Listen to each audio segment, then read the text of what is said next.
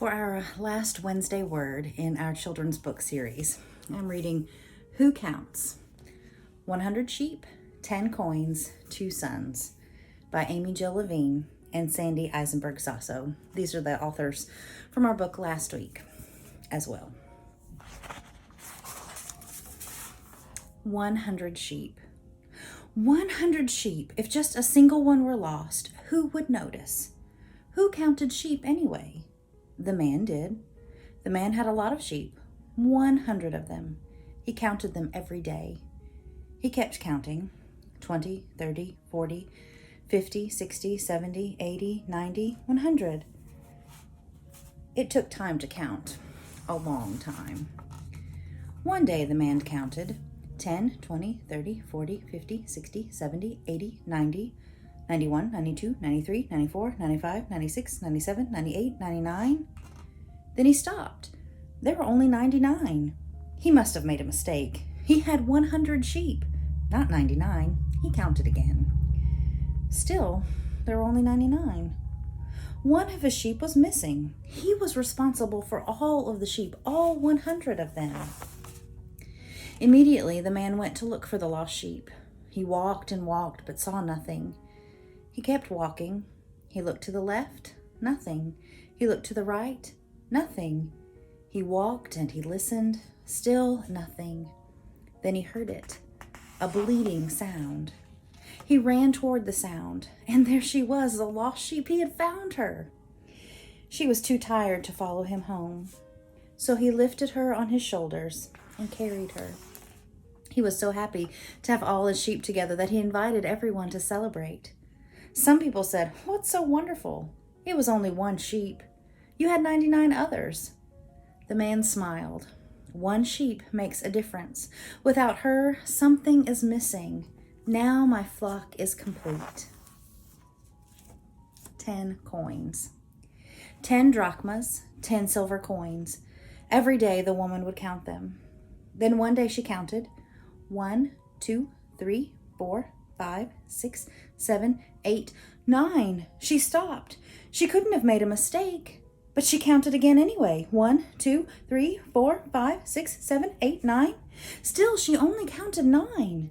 1 drachma was missing. She had lost one of her coins. The woman lit a lamp to see more clearly. She looked under chairs and in corners, and no coin. She looked in cabinets and in wastebaskets, still no drachma. She took a broom and she swept the floor. There were crumbs and dust, but no coin. It was her fault. She had lost the coin, and now she must find it. She searched again with the light and the broom. Finally, she saw something shining and heard a ping.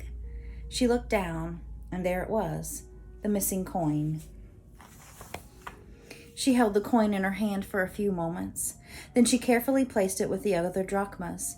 She was so happy to have all the coins that she invited the women in the town to celebrate. Some people said, "What is so important? It's only 1 coin." The woman smiled. Just 1 coin matters. Without it, something is missing. Now my coin collection is complete. 2 sons. A father had 2 sons. Easier to count than 10, much easier to count than 100. One day, the younger son wanted half his father's money. It would be his eventually, but he couldn't wait. He was restless, and he wanted to travel. So the father divided his wealth in half and gave half to his younger son and half to his older son. The younger son went to a foreign land.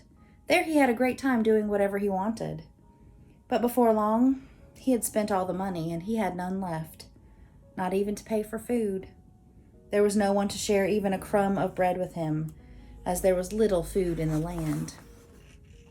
The son went to work for a farmer to try to earn money enough to buy something to eat.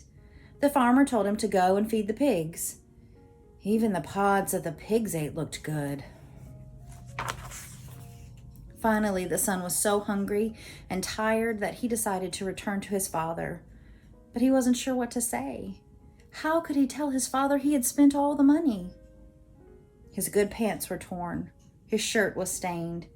His fancy shoes had holes.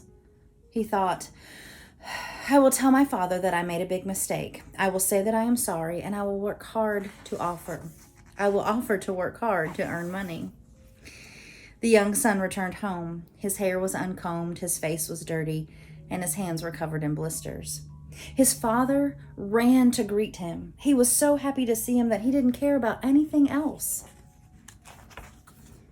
Instead of making his son earn money for clothing and food, he gave him a new coat, new shoes, and even a new ring.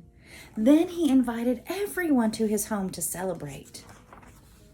The older son was still working in the field when he heard the happy sounds of singing and laughter and smelled sweet spices coming from his home. He wondered what was happening. He stopped one of the neighbors who was heading to his house and asked, "What's going on?" The neighbor was surprised by the question. "Don't you know your father is making a big party for your brother to mark his return?" The older brother did not know.